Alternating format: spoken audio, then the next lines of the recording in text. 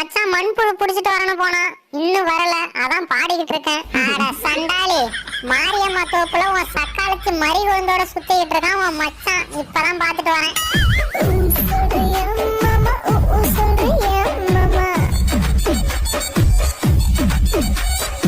என்னடி சொல்ற?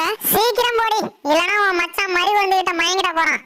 ஏண்டா மண்புழு பிடிக்க போறேன்னு மறிகொழுந்து பிடிக்க போயிருக்க? இந்த வரண்டாயிரா. Few minutes later. நீ மண்புழு பிடிக்க போன எங்கடா? கேட்க மறந்துட்டேன். மண்புழு கிடைக்கலடி. ஏண்டா மண்புழுவை தேடி போறானு மறிகொழுந்து கூட மஜா பண்ணிட்டு இருக்க. நில்லுறாங்க.